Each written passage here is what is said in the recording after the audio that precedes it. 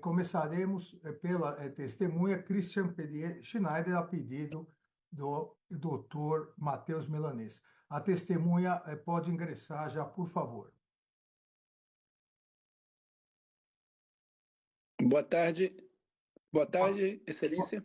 boa tarde, senhor Christian Schneider. Agradeço, em nome da Justiça, a colaboração de Vossa Senhoria. Que horas são aí já?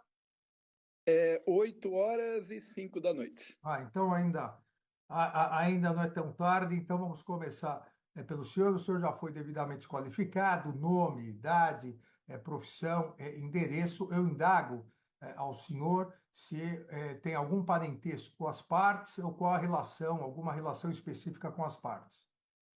Não, senhor, não tenho nenhum parentesco com nenhuma das partes de todo o processo. A única relação que eu tenho é por ser filho de militar, né? Na verdade, meu pai era coronel do Exército, Certo. então conheço grande parte deles. Dos militares. Agradeço o testemunha. Também, assim como é dever fazer em relação a todas as testemunhas, Vossa Senhoria tem o compromisso de dizer a verdade, sob pena do crime de falso testemunho do artigo 342 do Código Penal. E passo, desde já, a palavra ao advogado da defesa do réu Augusto Heleno Ribeiro Pereira, o doutor Matheus Milanês, para sua inquirição. Muito obrigado, Excelência. Crítico, eu ia falar boa tarde, mas boa noite. O senhor chegou a trabalhar com o general Heleno? Sim, durante o período, eu sou de carreira, eu sou oficial de inteligência da Agência Brasileira de Inteligência, e durante os anos de 2019 até o ano de 2022, eu tive a oportunidade de trabalhar com o general Heleno, não de forma direta, mas quando retornei para a BIM, pois no primeiro momento do governo anterior, eu era assessor especial da ministra Tereza Cristina, no Ministério da Agricultura, e quando retornei à BIM, eu ocupei o cargo de novembro de 2021 a julho de 2022, o cargo de coordenador geral de relações institucionais e comunicação social da ABIN. E foi nesse momento onde eu tive a oportunidade de trabalhar mais próximo ou sobre a vinculação da ABIN ao GSI com o ministro Heleno. Perfeito. O senhor sabe me dizer quais eram as atribuições desse cargo? O meu cargo ele fazia exatamente todo o relacionamento da instituição, da Agência Brasileira de Inteligência, com os poderes constituídos, mormente ou mais próximo o Poder Executivo, todos os seus ministérios, né? E também junto ao Poder Legislativo, e quando fosse necessário também ao Poder Judiciário, e também era responsável pela comunicação social da agência. E a gente tinha uma vinculação à assessoria parlamentar e de comunicação social, eram duas diferentes, do Gabinete de Segurança Institucional da Presidência da República. Perfeito. Você chegou a participar de alguma reunião na qual foi abordado alguma minuta de estado de exceção? Não, O nenhuma. general Heleno chegou a mostrar para o senhor ou mesmo enviar alguma minuta e meio texto sobre o assunto de estado de exceção? De jeito, maneira, nenhuma vez. Alguma vez o general Heleno comentou com o senhor ou mesmo tocou no assunto de ter participado de uma suposta instituição de estado de exceção? Não, nenhuma vez. O general Heleno alguma vez informou o senhor que teria participado de alguma reunião na qual foi abordado o tema estado de exceção? Não, nenhuma. O senhor sabe informar se o general Heleno manteve pessoas que eram de gestões anteriores no GSI, como por exemplo o presidente Temer, presidente Dilma? Sim, inclusive o chefe de gabinete, por exemplo, do ministro do GSI à época, o comandante Mari Guerra Ibsen, era chefe de gabinete, por exemplo, do general Etchegóin, quando ministro do GSI. Por exemplo, a assessoria parlamentar do GSI, quase toda ela composta, na época, pelo coronel Moura Alves, o coronel Valmor Bulhover, e vários outros trabalharam já na presidência em governos anteriores, inclusive, né, tendo inclusive dentro de governos anteriores do PT, inclusive. E eu não era do governo anterior, mas eu trabalhei meus 30 anos de serviço público, eu trabalhei desde Fernando Henrique em vários momentos na presidência da República. inclusive nos governos do Partido dos Trabalhadores. Perfeito. Por conta do cargo que o senhor ocupava, o senhor saberia nos informar se Alexandre Ramagem tinha agenda somente com o presidente Bolsonaro, sem a presença do general Heleno? Com certeza tinha. A minha função como coordenador geral, especificamente Relações Institucionais e Comunicação Social, eu fazia parte do gabinete, da chefia de gabinete da Direção-Geral da Agência Brasileira de Inteligência. O diretor Ramagem, ele normalmente tinha um despacho semanal, ordinário, que ocorria ou segunda-feira à tarde ou terça pela manhã, com o ministro-chefe do GSI, no caso, general Heleno, mas ele possuía uma sala no segundo andar do Palácio Planalto, onde passava grande parte da semana despachando diretamente no Palácio Planalto e por diversas vezes, dentro da sua agenda ou não na sua agenda constante, ele tinha reuniões com o presidente da República, muitas vezes sem a ciência do GSI. Perfeito. Eu vou para um outro campo aqui agora. O senhor sabe dizer se houve um projeto estratégico da ABIN no ano de 2022 para acompanhamento do processo eleitoral? Sim, houve. Na verdade, desde 2014, se eu bem me lembro, eu tenho 30 anos de carreira, desde 2014, a Agência Brasileira de Inteligência, através do Centro de Pesquisa e Segurança de Comunicações, desenvolveu trabalhos conjuntos com o Tribunal Superior Eleitoral e com os tribunais regionais eleitorais no Brasil como um todo. Começou pela criptografia das urnas eletrônicas e durante vários outros momentos, em eleições passadas, a ABIN trabalhou para acompanhar possíveis vulnerabilidades e possíveis ameaças ao processo eleitoral como um todo. E no ano de 2022, inclusive, eu fiquei no cargo de coordenador geral até julho de 2022, antes da minha designação para a missão no exterior e ter que ter saído do cargo para fazer um curso para vir para essa missão. Em julho de 2022, ocorreu uma reunião na BIM, onde foi montado e colocado a todos os superintendentes estaduais, todos os coordenadores gerais de área e todos os diretores de departamento, o que se chamou de Plano Estratégico da BIM para acompanhamento das eleições de 2022. Até onde eu pude participar, que foi o mês de julho somente, esse plano foi tratado ou apresentado ao Gabinete de Segurança Nacional e também ao Sistema Brasileiro de Inteligência como um todo, em reunião do SISBIM. O Sistema Brasileiro de Inteligência, naquela época, tinha participação de 47 ministérios ou órgãos da República, tá? E, através desse plano, a ABIN acompanhou, monitorou e tentou antecipar ameaças ao processo eleitoral. Perfeito. Só para sintetizar um pouco das informações, eu vou por partes aqui. Qual que era o objetivo desse projeto exatamente? O objetivo principal dele, planejar, acompanhar e monitorar possíveis ameaças e vulnerabilidades no processo eleitoral como um todo. Perfeito. Nesse projeto, qual que era a função específica da ABIN?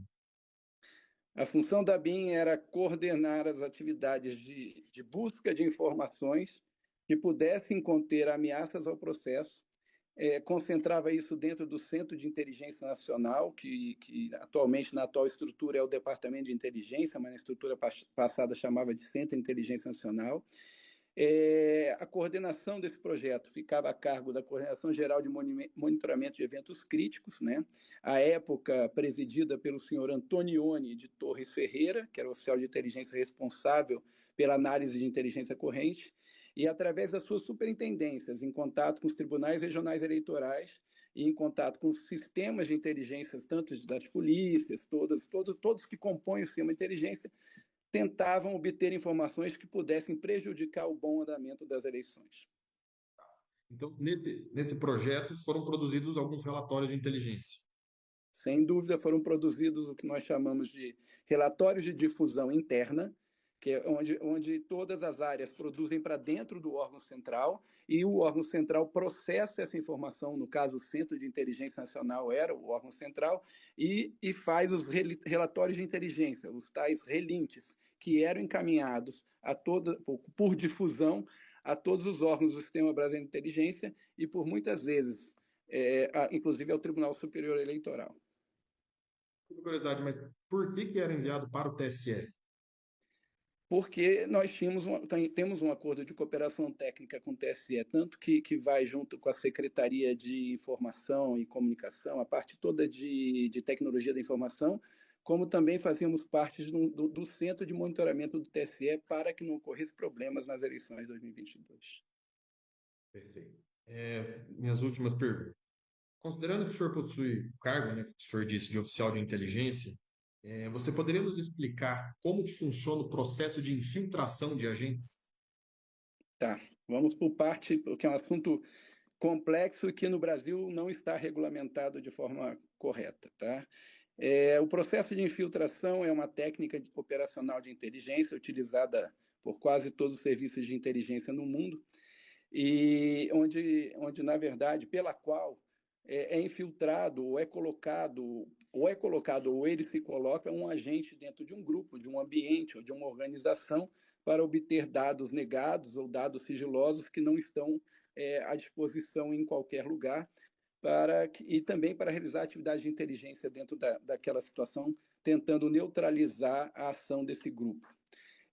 No Brasil, a legislação sobre infiltração ela está basicamente focada, está estipulada pela Lei 12.580 de 2013, a Lei de Organizações Criminosas, e praticamente toda ela voltada para os órgãos de segurança pública, onde tem todo um rito para isso, onde requer uma autorização judicial para se fazer infiltração, e, no caso, infelizmente, não está regulamentado e não está suportado em termos legais a técnica operacional de infiltração para agentes de inteligência da ABIN e, portanto, é uma técnica que os outros países utilizam, mas a ABIN está proibida de utilizar.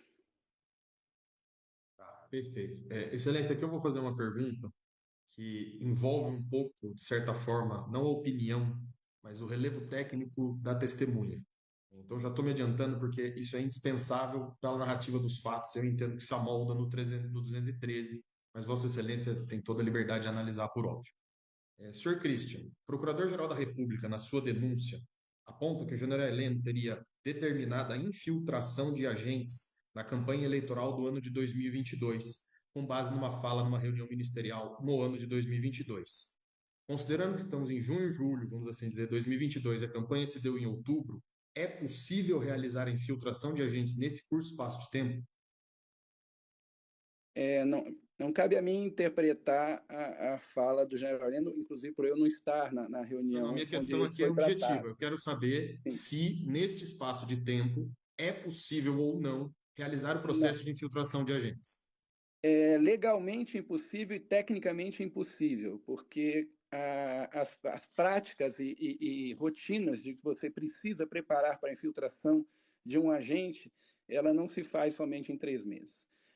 A ABIN, inclusive, não teria hoje capacidade técnica de fazer isso, porque a gente tem uma não regulamentação do nosso artigo 9º, que é a proteção da identidade funcional, e, portanto, nós não poderíamos sequer usar um documento diferente do nosso documento real para poder se infiltrar em qualquer lugar, o que isso prejudica muito a nossa atividade. De qualquer forma, é praticamente impossível em 3 meses se fazer uma infiltração. É praticamente impossível.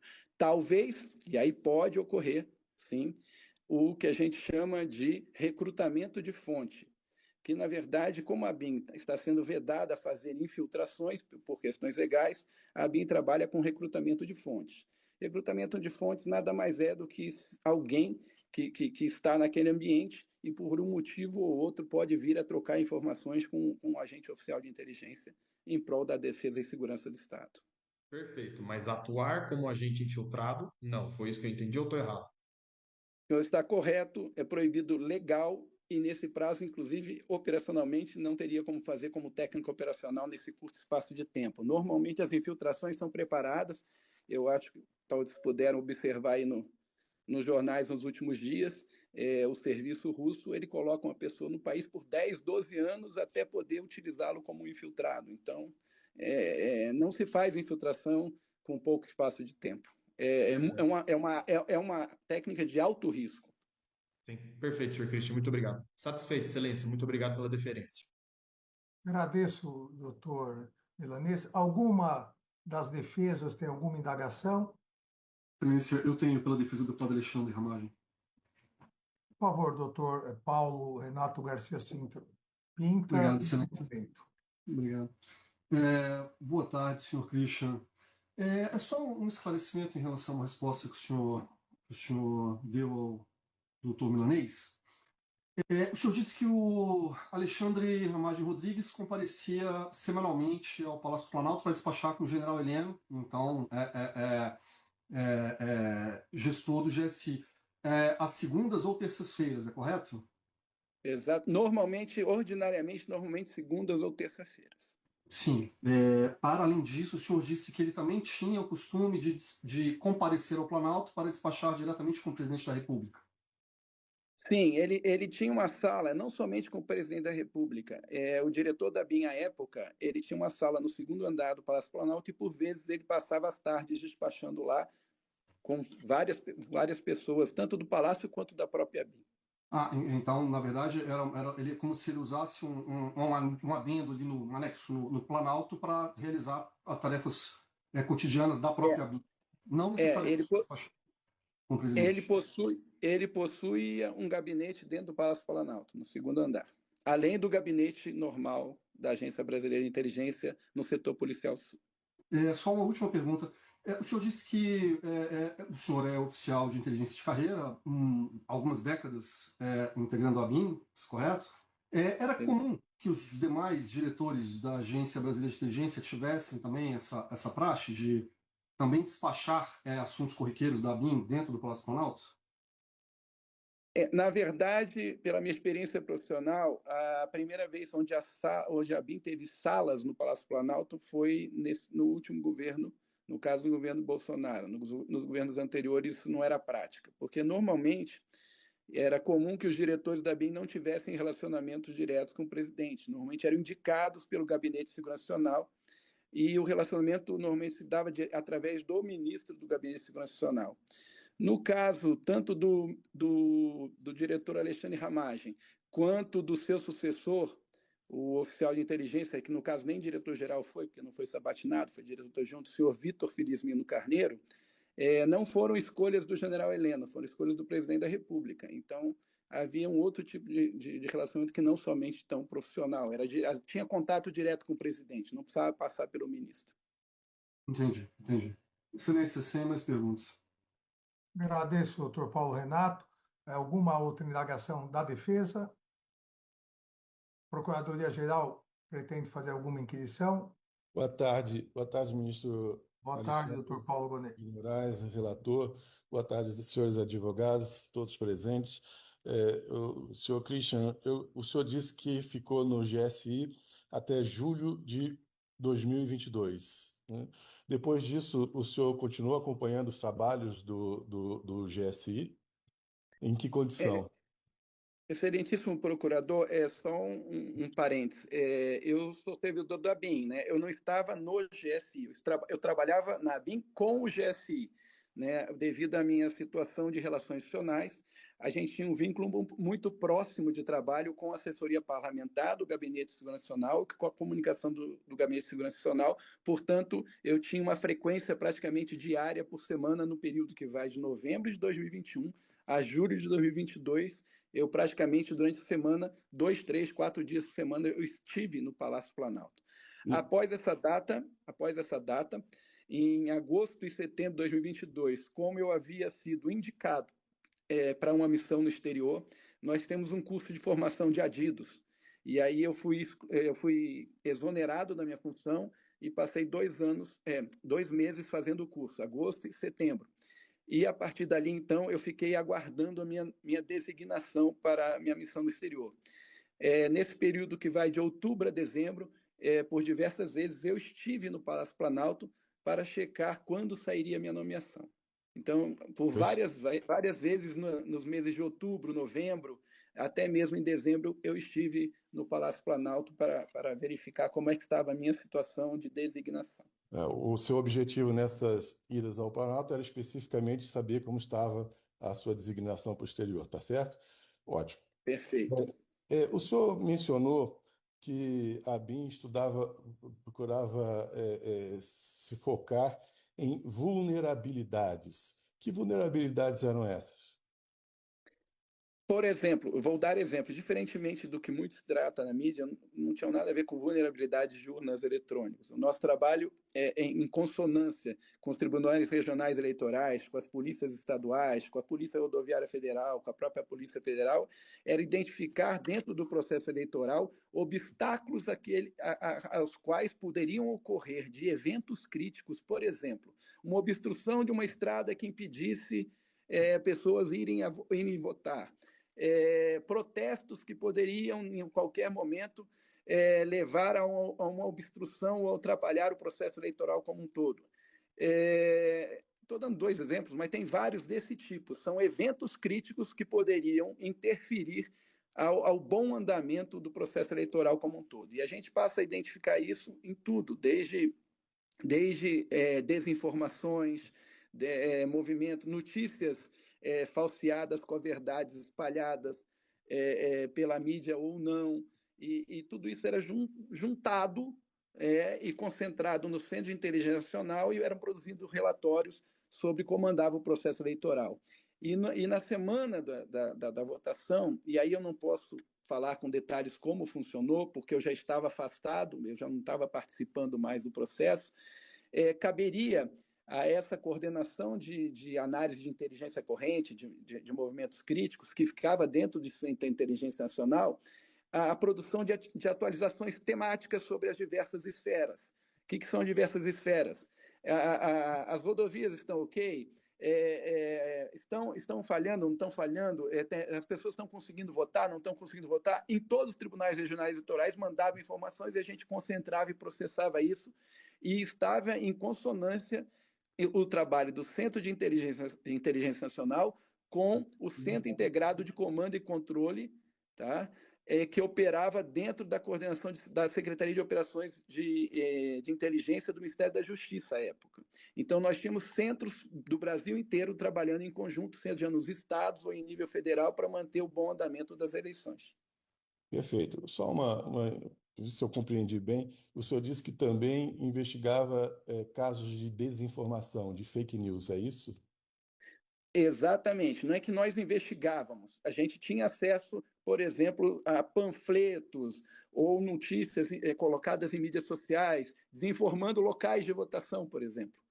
A pessoa, às vezes, entrava e não conseguia achar seu local de votação e denunciava: nós não estamos achando nosso local de votação, estão informando em tal área, mas não é em tal área, é em outra área. A gente recebeu situações desse tipo. Desculpa, era isso que os senhores consideravam fake news, então?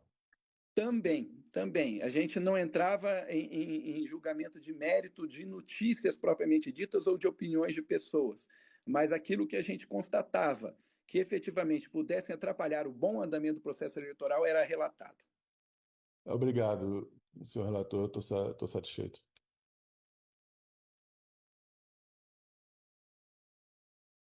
Agradeço, então, a testemunha Christian Schneider. Desejo uma boa tarde, uma boa noite aí na África do Sul. E a testemunha está dispensada. Obrigado.